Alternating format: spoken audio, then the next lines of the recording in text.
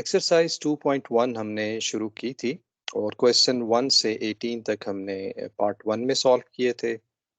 अब हम क्वेश्चन 19 से 26 तक सॉल्व करेंगे और ये आखिरी क्वेश्चंस हमारे पास हैं, यानी कि इस एक्सरसाइज में 19 से लेकर 26 तक क्वेश्चन 1 से 26 तक टोटल क्वेश्चंस हैं और इस वीडियो में हम क्वेश्चन 19 से 26 तक सॉल्व करेंगे। चलें क्वेश्चन नंबर 19 को पहले देखते हैं। क्वेश्चन नंबर 19 में एक ग्राफ आपको गिवन है और ग्राफ में कुछ वैल्यूज आपको गिवन है। पूछा ये गया है कि estimate the slope of PQ1, PQ2, PQ3, PQ4 और फिर आपको कहा गया है कि appropriate यूनिट्स क्या होंगे फॉर दीज स्लोप्स, यानी जो स्लोप आप फाइंड करेंगे उसके यूनिट्स या आप ये कह लें डायमेंशन हमारे पास है या यूनिट्स हैं। तो यूनिट्स उसने पूछा है कि वो क्या होंगे। तो ए पार्ट हमारे पास ये है। फिर उसने ये कहा हुआ है कि estimate the car speed at time t is equal to 20 seconds, यानी कि 20 सेकेंड इंटरवल में ना हो। जब एग्जैक्टली t20 पे भी नहीं पहुंचेंगे, लेकिन t इज इक्वल टू 20 जब है तो कार की स्पीड क्या है। तो अगर आप देखिए, पहले हमें क्या करना है। हमारे पास ये पॉइंट है P, ये पॉइंट P है। हमने क्या करना है, पहले PQ1 से स्लोप फाइंड करनी है। फिर जब ये फाइंड कर लेंगे, फिर आपने PQ2 से स्लोप फाइंड करनी है। फिर PQ3, फिर PQ4, ये स्लोप्स हमने फाइंड करनी है। हम पहले ये करते हैं कि P पॉइंट को आइडेंटिफाई कर लेते हैं कि P पॉइंट है क्या। तो अगर आप इसका T कोऑर्डिनेट, क्योंकि X कोऑर्डिनेट में T है तो ये T होगा, यानी कि यहाँ पर 20 आ जाएगा। और इसके साथ जो दूसरा पॉइंट है वो हमारे पास 650 आ जाएगा, क्योंकि ये जो y वैल्यू है इसकी, ये y वैल्यू है, ये हमारे पास 650 आ जाएगा। तो हमने इस पॉइंट यानी P से Q1 का पहले स्लोप फाइंड करना है, जो जैसा कि मैंने जिक्र किया, ये फाइंड करना है। फिर PQ2 वगैरह फाइंड करना है। चलें सोल्यूशन की तरफ चलते हैं। तो सबसे पहले आपने Q1 भी आइडेंटिफाई करना है। Q1 को अगर आप देखें तो इसका जो x कोऑर्डिनेट है, इसका यानी कि x कोऑर्डिनेट x एक्सिस पे t है, तो t हमारे पास 10 है। और ये जो पॉइंट है ये एग्जैक्टली 200 पे नहीं है, 200 यहाँ पर है और फिर 300 है। तो इसका मतलब है कि ये कहीं 200 और 300 के दरमियान है। क्योंकि ये 200 के ज़्यादा करीब है तो t कोऑर्डिनेट इसका होगा 10 और y कोऑर्डिनेट में, अब ये आप अप्रोक्सीमेट निकालेंगे। अगर आपको ये ग्राफ सॉल्व करने के लिए दिया जाता है तो फिर आपने क्या करना है, इसको अप्रोक्सीमेट लिखना है। आपके लिहाज से ये 226 हो सकता है या 230 हो सकता है, लेकिन मैंने इसको अपनी आसानी के लिए 225 ले लिया है। तो आपका आंसर और मेरा आंसर यूनिक नहीं होगा, या किसी का भी आंसर यूनिक नहीं होगा। पहली चीज तो ये आप क्लैरिफाई कर लें, क्योंकि हमने एक अप्रोक्सीमेट यहाँ पर वैल्यू लिखनी है, क्योंकि ये 200 से ज़्यादा है और 300 से कम है, यानी इसकी स्केलिंग इस तरह से है कि ये 100 है पूरा। तो फिर आप खुद से आइडेंटिफाई करेंगे कि ये एक स्केल क्या होगा। ठीक है, तो हमने Q1 आइडेंटिफाई कर लिया, PQ1 की स्लोप निकाल ली, पहले क्वेश्चन सॉल्व कर चुके हैं, तो ये हमारे पास इसका आंसर आ जाएगा। तो हमें हमें याद है कि स्लोप कैसे निकाली जाती है, कि आप क्या करते हैं, कोई सा भी पॉइंट ले लें 650 और यानी कि बाद का पॉइंट माइनस 225, 20 माइनस 10। इसका ऑर्डर अगर आप चेंज भी कर दें, यानी कि आप पहले 225 लिखें, फिर 650 लिखें, फिर आप 10 माइनस 20 लिखें, तो सेम आंसर आएगा, कोई फर्क नहीं पड़ेगा। तो पी क्यू स्लोप में ये है कि आपने एक पॉइंट फिक्स करना होता है जहां से आप मेजरमेंट कर रहे हैं। तो आमतौर पे ये पॉइंट फिक्स है और ये Q1 जो है ये वेरी कर रहा है। तो ये स्लोप आपके पास आ जाएगी सॉल्व करने के बाद। इसी तरह से Q2 आपने आइडेंटिफाई करना है। Q2 को अगर आप देखें तो ये कुछ इसकी वैल्यू, अब मैं इसे रेज कर देता हूँ क्योंकि यहाँ हमने सॉल्व कर लिया है। अब Q2 की अगर मैं वैल्यू, इसको मैं थोड़ा सा क्वेश्चन 19 को डिटेल में सॉल्व कर रहा हूँ, थोड़ा टाइम खर्च कर रहे हैं, तो अगर यहाँ देखें तो ये अप्रोक्सीमेटली 14 है, आपके लिहाज से शायद ये 13 हो, तो कोई इशू नहीं है। एक्चुअल इन इन प्रॉब्लम में ये है कि आपने सॉल्व कैसे किया है। तो 14 हमारे पास है, और फिर इसके साथ क्या है, हम देखते हैं कि दूसरी y वैल्यू क्या है। ये तो थी x t वैल्यू, यानी कि ये t था हमारे पास, और इसकी y वैल्यू अगर आप देखें तो ये यहाँ कहीं पे है। तो अब मैं अपनी आसानी के लिए इसे 375 कह रहा हूँ। ठीक है, इस तरह के सारे पॉइंट्स आप आइडेंटिफाई कर लें। इसका आप अगर टी कोऑर्डिनेट देखें वो क्या होगा, 15 और 20 के दरमियान है, जो भी वैल्यू हम देख लेते हैं, और फिर आपने वाई कोऑर्डिनेट जो भी वैल्यू है, ये अप्रोक्सीमेट आंसर होगा। अब यहाँ पर फॉर एग्जांपल आप कह सकते हैं कि मिडल में है, तो ये हमारे पास 15.5 फॉर एग्जांपल होगा, और ये पॉइंट हमारे पास कोई 400 और 500 के दरमियान है, तो हम इसे 450 कह सकते हैं। ये आंसर यूनिक नहीं होगा, आपके लिहाज से ये कुछ और होगा। ठीक हो गया। अब सारे पॉइंट मैं अब इसको एक्सप्लेन नहीं करूंगा। Q1 और Q2 आप देख सकते हैं। तो पी Q1 Q2 पहले आपने आइडेंटिफाई किया, तो मैंने 14 यहाँ पर रख लिया, और फिर इसके साथ Q2 यानी कि 14 रख लिया, और 375 स्लोप आपने निकाल ली, ये आंसर आ जाएगा। इसी तरह से Q3 आइडेंटिफाई करें, जैसे मैंने कहा आपका आंसर यूनिक नहीं है, स्लोप ये आ जाएगी। Q4 पहले आइडेंटिफाई करें। P P फिक्स्ड है, P इज फिक्स 2650। तो अगर आप इन सब में आंसर देखें, सब में अगर आप देखें 650 आ रहा है, ये यूनिक हमारे पास है। 650 20 यूनिक है, 650 20 ये यूनिक है। ये यूनिक से मुराद कि ये फिक्स्ड है, P हमारे पास फिक्स्ड है, तो ये स्लोप आ जाएगी। और इसका जो है T इज इक्वल टू 20, तो आप देख रहे हैं कि जैसे आप 20 के करीब जा रहे हैं, यानी कि ये क्या था हमारे पास, ये कोई पॉइंट था 10, ये कोई पॉइंट था 14, ये कोई फॉर एग्जांपल हमारे पास था 15.5 या जो भी है, और Q4 ये फॉर एग्जांपल 18 था। तो जैसे जैसे 20 की तरफ जा रहे हैं, तो स्पीड कहाँ पर जा रही है, 42 45 50 50, तो क्या स्पीड होगी। यानी कि आपके पास T20 पे जो स्पीड है, क्योंकि ये इस पे जा रहा है, तो ये हमारे पास 50 होगा, और इसका यूनिट क्या होगा, मीटर पर सेकंड, क्योंकि ये हमारे पास मीटर है और ये टाइम है, तो ये मीटर पर सेकंड होगी। तो ये स्लोप होगी हमारे पास। ठीक है, तो इसमें आपने सिर्फ ये सीखा जो कि हमने थ्योरी में भी देखा था, कि आप क्या करते हैं कि एक सेकंड लाइन लेते हैं और सेकंड लाइन को अप्रोच करवाते हैं टेंजेंट लाइन की तरफ। तो टेंजेंट लाइन जो है वो हमें एग्जैक्ट आंसर दे रहा होता है, यानी कि एक पॉइंट पे आंसर दे रहा होता है, वो लिमिटिंग आंसर हमारे पास होता है, लेकिन वो ज्यादा एक्यूरेट होता है, 50 मीटर पर सेकेंड। क्वेश्चन नंबर 20 में इसी तरह का ग्राफ आपको गिवन है। अगर आप देखें तो ये बिल्कुल इसी तरह का क्वेश्चन है। क्वेश्चन आप देख लें। The figure shows that an object that fell from the lunar landing module और 80 मीटर और सो ऑन, ये एस्टिमेट करना है स्लोप को। तो ये 19 की तरह का ये क्वेश्चन है, ये आप सॉल्व कर सकेंगे। Q1 आपने आइडेंटिफाई करने हैं पहले। मैं एक पॉइंट फॉर एग्जांपल आपके लिए आइडेंटिफाई यहाँ पर करता हूँ कि Q1 आप पहले P हम देख लेते हैं। P क्या है, जो P है हमारे पास, इसका जो X कोऑर्डिनेट यानी कि T जो है वो है 10, और इसका Y कोऑर्डिनेट हमारे पास है 80, तो ये फिक्स्ड है। अब आपने Q1 पहले आइडेंटिफाई करना है, तो ये होगा 5 और ये होगा 20। तो ये हमारे पास इस तरह से ये स्लोप आ जाएगी, सेकेंड लाइन की स्लोप।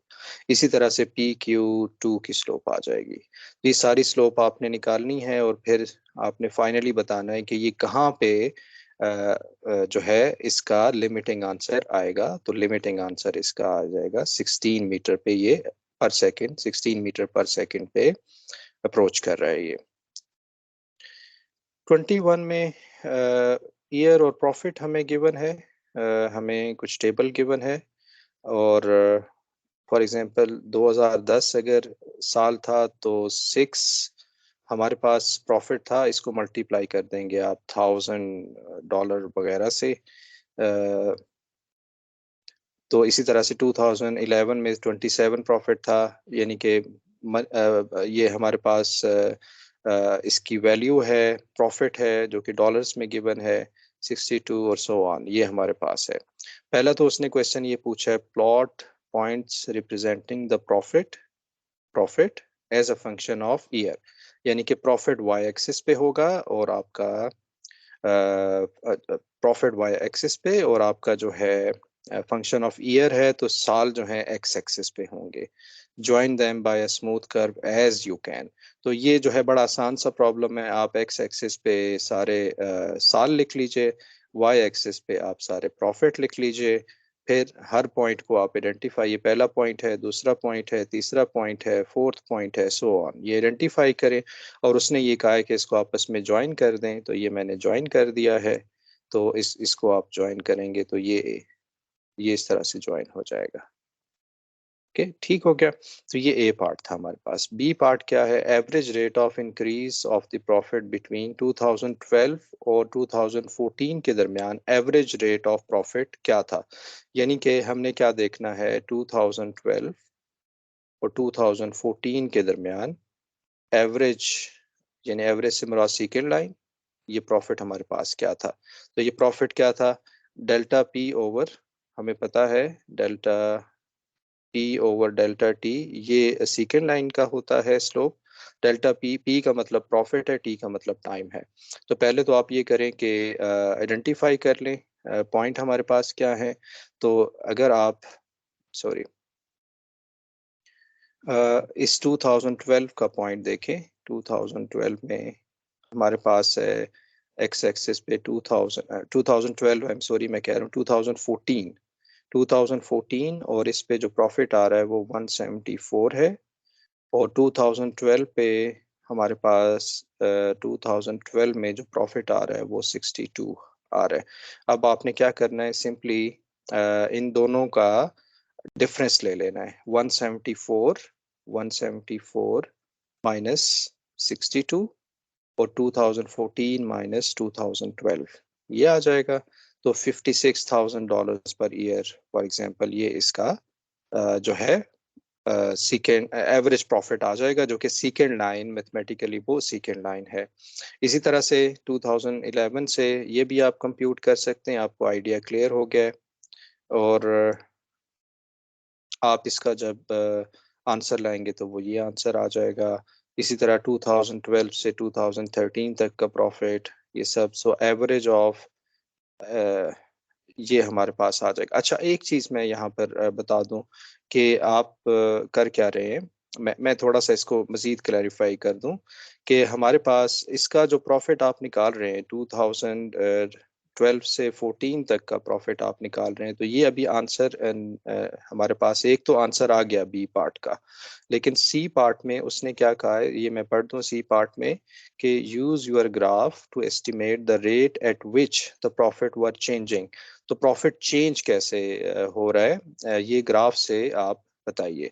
तो हम क्या करेंगे, जैसे मैंने आपको बताया 2011 से 2012 तक आप कंप्यूट कर देंगे, 2011 से 2012 तक, फिर 2012 से 2013 तक, फिर जब 2011 और 12 और 2013 का है, तो एवरेज प्रॉफिट के लिए आप क्या करेंगे, पहले आप इसका स्लोप ले लेंगे, 2011 और 12 का स्लोप ले लेंगे, फिर 2012 और 2013 का स्लोप ले लेंगे, फिर इन दोनों का एवरेज निकाल लेंगे, तो उससे हमें एवरेज प्रॉफिट पता चल जाएगा। ठीक है, तो यही काम हमने किया है। तो आप देख रहे हैं कि average of 2011 and 2012 and 2012 and 2013 is 42,000 per year, so on, ये हमारे पास एवरेज आ जाएगा। ठीक है, तो ये हमारे पास है सी पार्ट।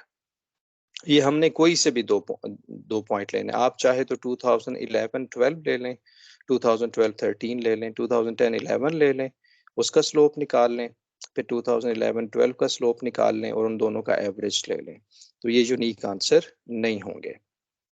22 में मेक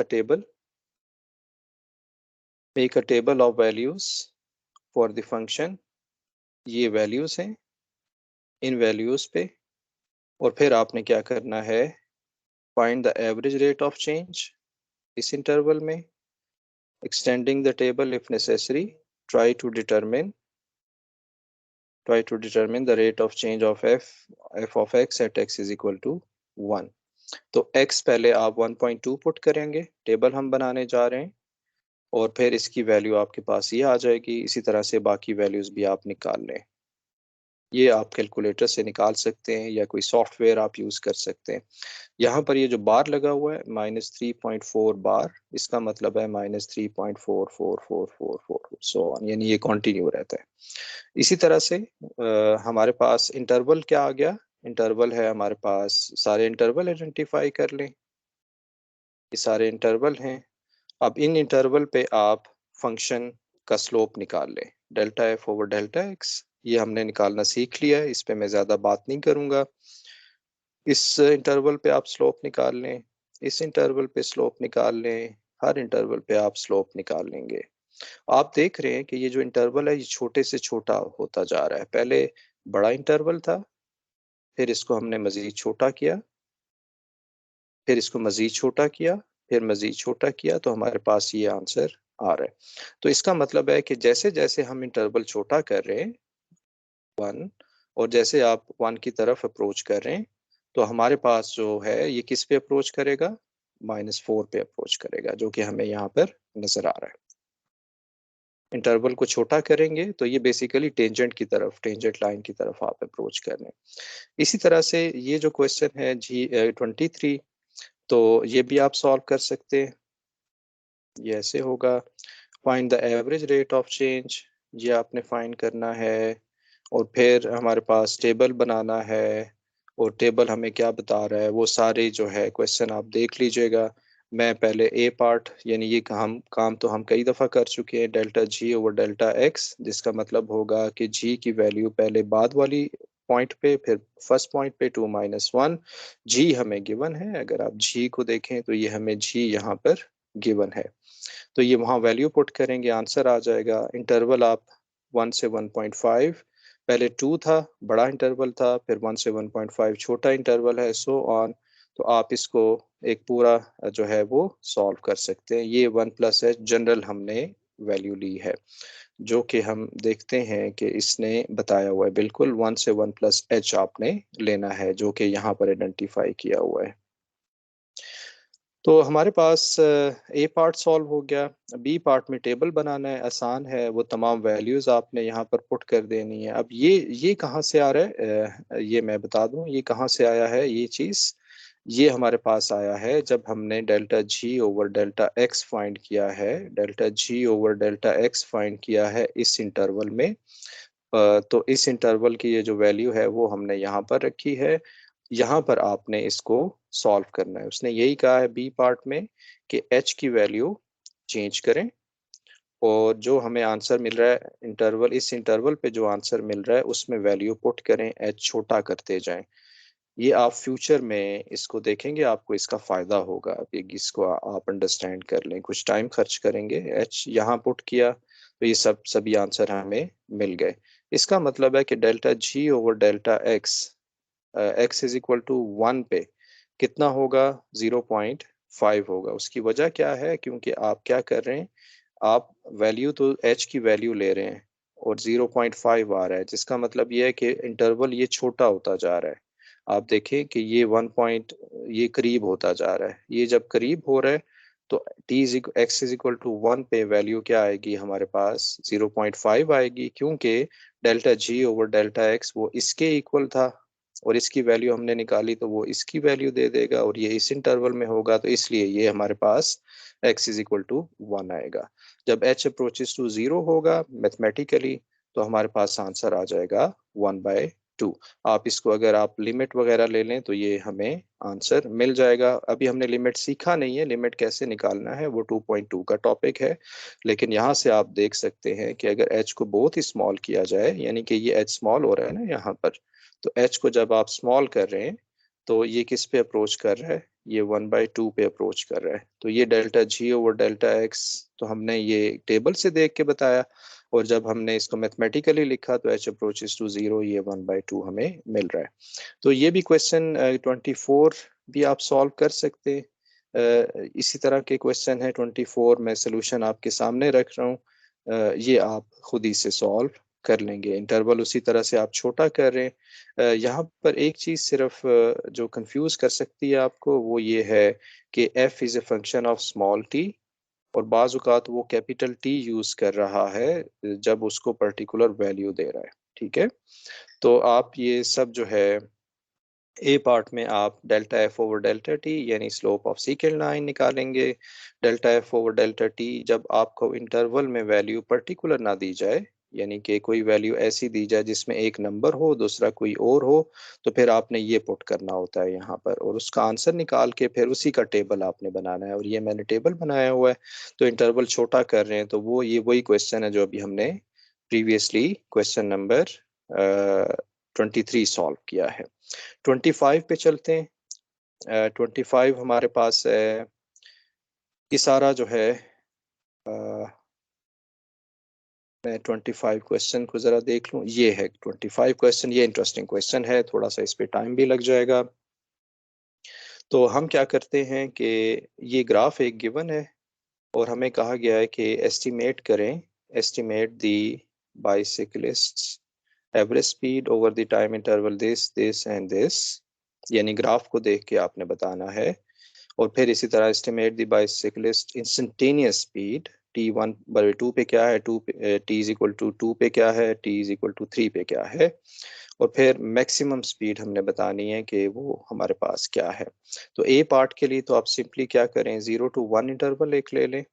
0 to 1 ही इसने पूछा हुआ है क्वेश्चन में, ये 0 to 1 है, तो ये आप निकाल सकते हैं। 1 से 2.45 आप निकालेंगे, इसने बताया हुआ है 1 से 2.5 ले लें। एस हमें जो है वो एस की वैल्यू कहाँ से आएगी, एस की वैल्यू आपने ग्राफ से देखनी है। मिसाल के तौर पे एस ऑफ 1 अगर आप देखें तो एस की वैल्यू 1 पे होगी ये वाली वैल्यू। अब ये क्योंकि 10 और 20 के दरमियान है तो ये पॉइंट होगा 115, तो इसलिए मैंने यहाँ पर क्या लिखा है, S of 1 is 15। S of 0 क्या है, एस ऑफ 0 इज 0, तो ये हमारे पास आ जाएगा 0, तो ये एमपीएच में आंसर आ जाएगा। इस ये एस ऑफ 2.5 फंक्शन हमें नहीं गिवन, ये आपने ग्राफ से फाइंड करना है। आप ग्राफ से फाइंड करेंगे और तमाम वैल्यूज निकाल, ग्राफ से फाइंड करना वैल्यू मैंने आपको सिखा दिया है। इसी तरह से ये वैल्यू आप निकाल लेंगे, ये आंसर आ जाएगा। अब t इज इक्वल टू 1/2 पे डिस्टेंस क्या हो जाएगा, इसके लिए हमें क्या करना है कि जीरो टी जब 0.5 है उससे प्रीवियस वैल्यू लेनी है, ये 0.5 है, और हमने जो है मुख्तलिफ स्लोप्स यहाँ से देखने हैं, वो अभी मैं आपको एक्सप्लेन करता हूँ। तो हमारे पास जो ग्राफ है इंटरवल, इस इंटरवल पे 1/2 से 1 तक वो लीनियर ग्राफ है। जब कोई चीज़ लीनियर होती है तो उसमें कोई ज़्यादा चेंज नहीं आता, लेकिन जब कोई चीज़ उसमें कर्वेचर होता है तो उसमें फिर वो चेंज आ रहा होता है, मुख्तलिफ जगहों पे चेंज आ रहा होता है। तो ये क्योंकि लीनियर है तो अगर एक जगह पे आप वैल्यू फाइंड कर लें delta S over delta T, तो S1 ये हमारे पास 14 आ जाएगा। ये सारी कैलकुलेशन आपने ग्राफ से करनी है, यानी ऐसा 1 ग्राफ से मिलेगा। इसी तरह से जब t इज इक्वल टू 2 है तो इस पे जो वैल्यू है वो 20 हमारे पास आएगी।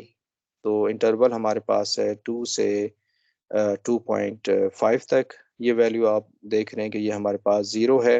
फिर right side of t is equal to 3 देखेंगे तो t इज इक्वल टू 3 पे डिस्टेंस ग्राफ से देखेंगे, p आप आइडेंटिफाई करें, q1 मिलेगा, ये तमाम वैल्यूज आप निकाल लेंगे। पॉइंट p और q2 मैंने आइडेंटिफाई कर दिए हैं, p q3 आइडेंटिफाई कर दिया। इसी तरह left side of t is equal to 3 आप देखेंगे तो 3 के लेफ्ट साइड पे ये पॉइंट आप ले सकते हैं ग्राफ से, और ये हमारे पास आ जाएगा। इसी तरह से 3 के लेफ्ट साइड पे और कौन सा पॉइंट आ सकता है, 2.5 आ सकता है, यानी कि ये आपने फिक्स कर दिया क्योंकि आप t इज इक्वल टू 3 पे आंसर निकालना चाह रहे हैं। तो t इज इक्वल टू 3 के पहले राइट साइड देखेंगे, यानी कि t इज इक्वल टू 3 जो है इसके पहले राइट साइड देखेंगे, इसकी राइट साइड देखेंगे, फिर इसकी लेफ्ट साइड देखेंगे। लेफ्ट और राइट दोनों आप देख रहे होंगे। ठीक हो गया। यहाँ पर हमने जो है जो प्रीवियस हमने पार्ट किया था उसमें क्योंकि लीनियर लीनियर था तो इसलिए कोई ज़्यादा चेंज नहीं आएगा।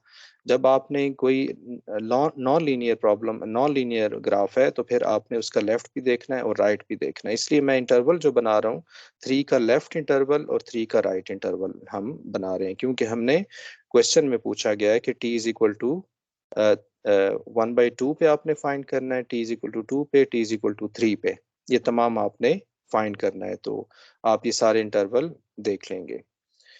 तो राइट राइट साइड, जैसे मैंने बताया, राइट साइड ऑफ टी देखेंगे, ये मैंने एक्सप्लेन कर दिया। फिर आपने एवरेज ले लेना है लेफ्ट का और राइट का, तो वो हमें यहाँ से मिल जाएगा। ठीक हो गया। तो हमारे पास यहाँ पर फॉर एग्जांपल आप फाइनली अगर लेफ्ट साइड से जब अप्रोच कर रहे थे, मुझे यहाँ देखना, राइट साइड से जब अप्रोच कर रहे थे तो आप पहुंच रहे हैं 10 पे। जब आप t इज इक्वल टू 3 के लेफ्ट साइड पे कोई पॉइंट ले रहे हैं, ये तो फिक्स हो गया क्योंकि यहाँ तो वैल्यू फाइंड करनी है, तो लेफ्ट साइड पे होगा 220, लेफ्ट साइड पे होगा 2.520, यानी कि आप 3 जो लेफ्ट साइड पे है 2 से 2.5 और 3 की तरफ अप्रोच कर रहे हैं। 2.9 तो ये बन रहा है 4, तो इसका मतलब है कि ये 4 यानी ये 10, 10 जो कि राइट साइड पे था, और जो लेफ्ट साइड पे था हमारे पास 4 था, तो इसका एवरेज जब लेंगे तो ये हमें 7 मिल रहा होगा। जब आपने सी पार्ट में 3.5 पे वैल्यू फाइंड करनी है, तो 3.5 का पहले राइट साइड ले लें, यानी पहले 4 से शुरू करें, फिर 3.75, और ये ग्राफ से वैल्यू आएंगी सारी, Q1 Q2 Q3। तो इसका मतलब है left side slopes of T, ये हमारे पास क्या आ जाएगा, ये आ जाएगा 3.5। हम क्या करेंगे, अब लेफ्ट साइड ले रहे हैं, t इज इक्वल टू 3.5 की अभी राइट साइड हमने ली, फिर जितनी स्लोप्स हैं सेकेंड लाइन की वो लेफ्ट साइड से लेंगे, उसको आप आइडेंटिफाई कर लें, और फिर इसको जो है t इज इक्वल टू 3.5 पे जो एवरेज आ रहा है, वो आंसर हमारे पास क्या आ रहा है, वो 20 आ रहा है। क्वेश्चन नंबर 26 में आपको एक्सरसाइज दे रहा हूँ, आप 25 को देख के ये सॉल्व करेंगे। आई होप कि ये आपको क्लियर हो गया कि हमने लेफ्ट साइड और राइट साइड क्यों ली। वो इसलिए ली कि t इज इक्वल टू 3 पे हमारे पास कोई आंसर नहीं है, तो हम क्या करते हैं, उसके लेफ्ट साइड पे सीकेंड लाइन और उसके राइट साइड पे सारी सीकेंड लाइंस लेते हैं, और वो जिस पे कन्वर्ज कर रही होती हैं उन दोनों का एवरेज ले रहे होते हैं।